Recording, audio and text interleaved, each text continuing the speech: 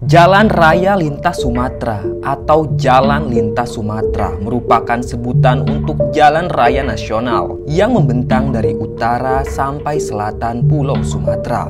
Berawal dari Banda Aceh sampai ke Pelabuhan Bangkauni, Provinsi Lampung dengan total panjang jalan 2.500 km. Jalan Lintas Sumatera diputuskan untuk dibangun tahun 1965 pada era pemerintahan Presiden Soekarno. Pembangunan Jalan Lintas Sumatera yang dianggap sebagai proyek nasional maharaksasa pada masa itu dilaksanakan sepanjang 2.400 km dan dibagi dalam 8 proyek serta rampung dalam waktu 10 tahun. Di daerah Lampung sendiri mendapatkan pembangunan Jalan Lintas Sumatera sepanjang 240 km dengan perencanaan di sebelah kiri jalan didirikan industri besar seperti tekstil, perkebunan kapas, pengrajin kayu, pabrik, dan sebagainya. Adapun di sebelah kanan jalan dibangun kawasan transmigrasi modern dengan pesawahan dan perkampungan modern. Pembangunan Jalan Lintas Sumatera di Lampung yang diberi sandi Operasi Raja Basa berhasil membuka jalan sepanjang 5 km dari kawasan pegunungan. Jalan Lintas Sumatera yang maha panjang itu memang sangat mengesankan dan banyak memberi manfaat bagi masyarakat Indonesia. Namun di sisi lain, ada masalah keselamatan yang menjadi momok mengerikan di sana. Masalah itu tak lain adalah tindak kriminal, seperti pemungutan liar, pelemparan batu ke kaca mobil, dan bajing loncat yang berlangsung hingga masa kini. Jalanan yang membentang panjang itu melewati perhutanan dan ladang-ladang sepi, sehingga seringkali dimanfaatkan oleh orang jahat untuk melakukan tindak kekerasan demi mendapatkan keuntungan. Banyak sekali tindak kriminal di sana, seperti begal, pemalakan, dan kejahatan lainnya. Bukan hanya kejahatan saja, namun beberapa titik di Jalan Lintas Sumatera juga dianggap angker dan seringkali ada orang yang melihat penampakan di sana. Kali ini Mbah sudah merangkum beberapa titik jalan yang rawan kejahatan di Lintas Sumatera.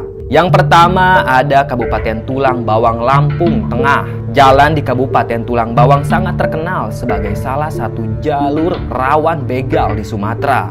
Jalanannya sepi, serta dikelilingi perkebunan hutan membuat kondisinya sangat berbahaya apabila dilewati tengah malam.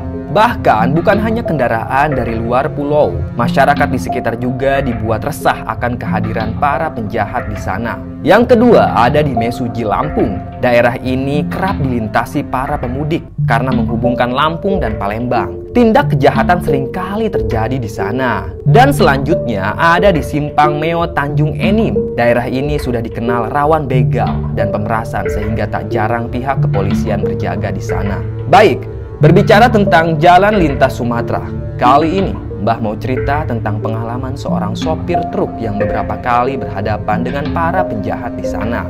Bahkan sopir truk yang bernama Cecep ini pernah berduel langsung dengan bos preman di jalur Sumatera. Seperti apa kisahnya? Tanpa banyak basa-basi lagi, langsung aja kita simak ceritanya.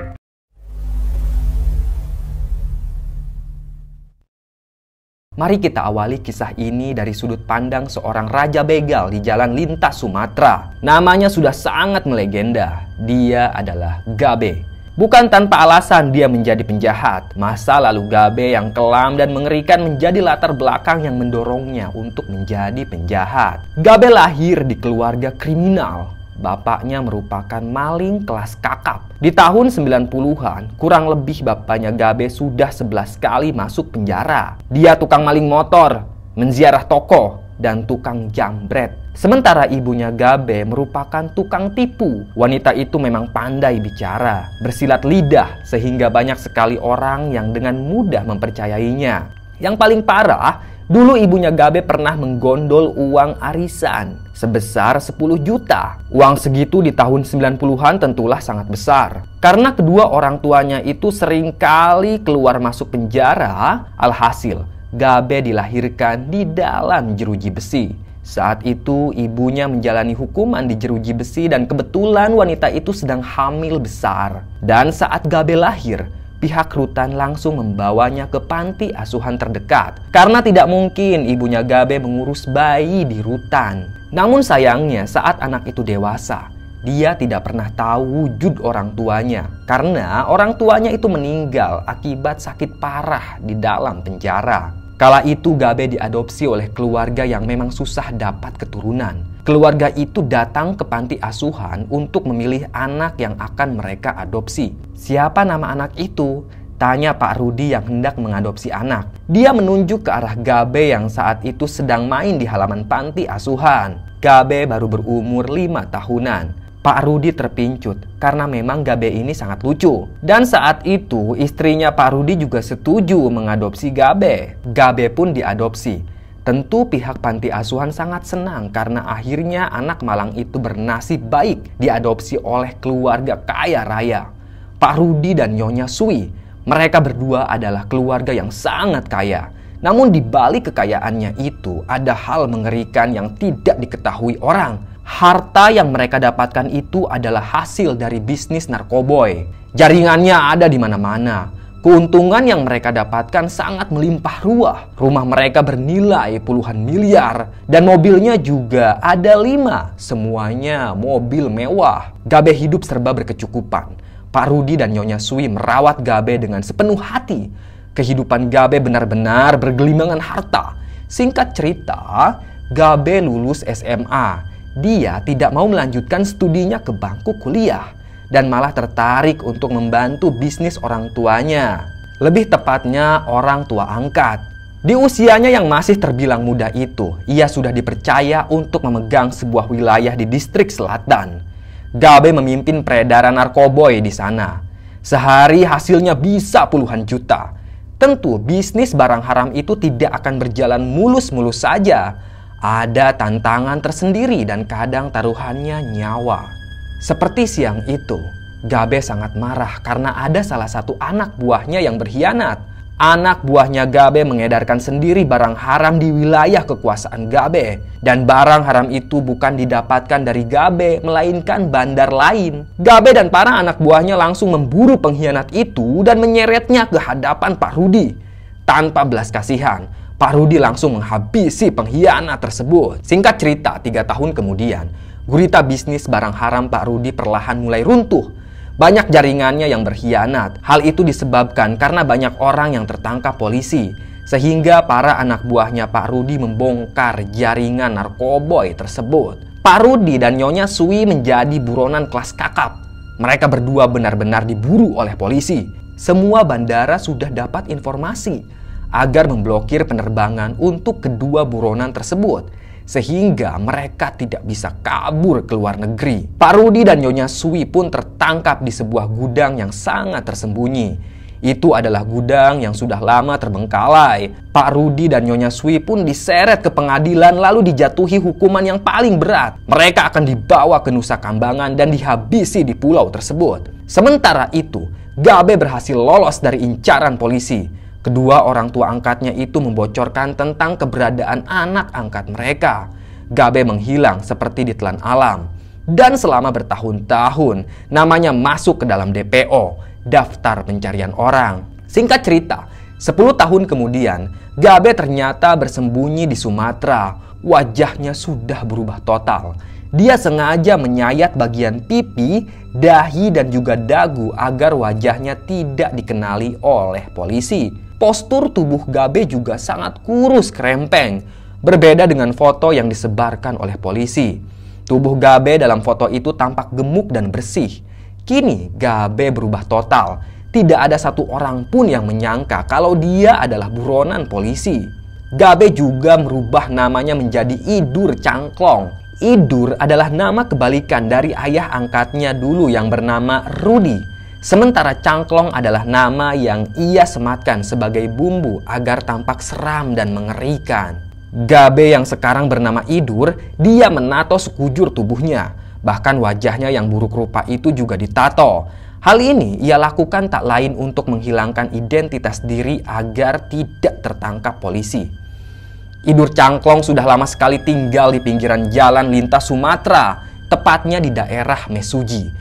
Idur Cangklong tidak lagi menjadi bandar narkoboy. Kini, dia dan kawanannya menjadi begal di jalur lintas Sumatera. Idur punya 4 anak buah yang sangat solid dan juga setia pada Idur. Mereka semua beraksi tengah malam untuk membegal orang-orang yang melintas di sana. Komplotan Idur Cangklong tidak membunuh korbannya kalau si korban pasrah dan tidak melawan. Tapi lain cerita, kalau ada perlawanan, maka komplotan Idur Cangklong tidak akan segan-segan menghabisi korbannya itu. Beberapa kali polisi berjaga di jalur tersebut, tapi sulit bagi mereka untuk menangkap komplotan kriminal Idur Cangklong. Ditambah lagi, risiko sangat besar kalau harus berjaga 24 jam di sana. Para polisi itu bisa diserang oleh komplotan begal sadis di jalur lintas Sumatera. Alhasil, komplotan begal pun semakin menjamur di sana. Bukan hanya geng Idur saja, geng-geng jahat lain pun ada di sepanjang jalur Sumatera.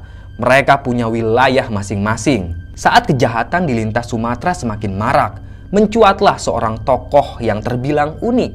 Dia merupakan supir truk bernama Cecep. Cecep bekerja di salah satu pabrik makanan. Tugasnya mengantar barang ke berbagai kota. Dulu wilayah pengiriman Cecep ke daerah Jawa Barat. Namun belakangan ini tugasnya dialihkan ke wilayah Lampung dan Palembang. Otomatis Cecep harus melintasi jalur rawan begal. Lintas Sumatera yang sangat melegenda di kalangan sopir truk. Ya, itu adalah jalur tengkorak. Namun Cecep tidak takut sama sekali. Mentalnya sangat kuat, sekuat baja karena Cecep ini merupakan keturunan Jawara. Ibu dan bapaknya dulu punya padepokan silat Ranca Buaya. Banyak para Jawara yang lahir di padepokan itu termasuk Cecep. Walaupun tubuhnya terbilang kurus dan agak pendek, tapi Cecep bukanlah orang sembarangan. Kemampuan bela dirinya wajib diperhitungkan. Bagaimana tidak, Cecep pernah berduel dengan preman Bekasi yang memerasnya di jalan. Preman itu langsung masuk rumah sakit. Dia tidak mampu melawan Cecep. Latar belakang Cecep ini memang sudah berkeluarga. Dia punya satu orang anak dan istrinya tinggal di kampung. Jadi setiap bulan Cecep pulang untuk menengok anak dan istrinya itu. Istri Cecep yang sangat solehah selalu berdoa demi keselamatan suaminya. Dia tahu kalau pekerjaan suaminya sangat berbahaya, taruhannya nyawa. Di sisi lain, tentu setiap kali Cecep mengirim barang, dia tidak sendirian. Ada kondekturnya, atau istilahnya kenek yang mendampingi Cecep. Kenek itu nantinya bertugas menurunkan dan menaikkan barang ke atas bak truk. Nama kenek itu adalah Kang Mufti. Umurnya jelas lebih tua dari Cecep. Kang Mufti berumur kisaran 47 tahun. Tapi tenaganya masih gacor. Dia pekerja keras dan juga punya mental baja. Kang Mufti tidak pernah takut. Mau narik jam berapapun, pasti siap mendampingi Cecep. Saat Cecep berduel dengan preman Bekasi, Kang Mufti ikut menghajar para anak buah preman tersebut. Namun kali ini mereka akan melewati jalur tengkorak lintas Sumatera yang terkenal akan kengeriannya. Perjalanan pertama, Cecep dan Mufti harus mengirim barang ke Palembang. Tentu mereka harus melintasi Mesuji yang rawan akan komplotan Idur. Dan ngerinya lagi, mereka akan melintasi jalur itu di kisaran jam 3 dini hari. Di saat jalanan sedang sepi dan sedang rawan-rawannya begal. Dan ngerinya lagi, mereka akan melintasi jalur itu di kisaran jam 3 dini hari. Jam-jam segitu memang rawan begal. Dan benar saja, saat mobil truk mereka melintasi Mesuji, ada segerombolan orang yang menghadang di tengah-tengah jalan. Jumlah mereka 5 orang. Mereka semua tampak seperti preman. Beberapa orang mengenakan tato di lengannya. "Ada apa nih?" tanya Cecep. Mobil truknya menepi di bahu jalan. Seorang lelaki berambut keriting dan bertubuh tinggi besar menghampiri mobil truknya Cecep. "Hah, lagu lama, pemerasan," kata Kang Mufti. Wajahnya tampak kesal. "Tenang saja, Kang," timpal Cecep. Dia sudah siap apapun yang terjadi. Si preman tadi menyodorkan selembar tiket. Pada tiket itu tertera nominal 1 juta untuk biaya pengamanan. "Nih tarifnya. Setiap mobil truk yang melintas di sini harus bayar pajak keamanan," kata preman itu. Tentu Cecep kaget dengan jumlah tarif yang begitu besar. "Cuy!" Dengan lantang dan berani, Cecep malah meludahi preman itu. Segera si preman mencabut sebuah pisau. Ia hendak menyerang Cecep. Seketika saja Cecep mendorong paksa pintu mobilnya membuat si preman terjungkal. Pisau yang dipegangnya terlepas dan jatuh begitu saja. Kang Mufti juga tidak mau tinggal diam. Dia keluar dari dalam truk sambil menenteng sebilah tongkat besi. Tongkat itu dihantamkan ke para preman yang ada di sana. Begitupun dengan Cecep. Dia lebih jago menghajar para preman dengan tangan kosong. Tak lama kemudian, ada Idur yang menyerang Kang Mufti dengan sebuah pisau. Pisau itu ditusukkan ke punggungnya Kang Mufti. Kemudian seketika saja Kang Mufti jatuh berdebam. Cecep teriak. Dia langsung membabi buta menyerang Idur.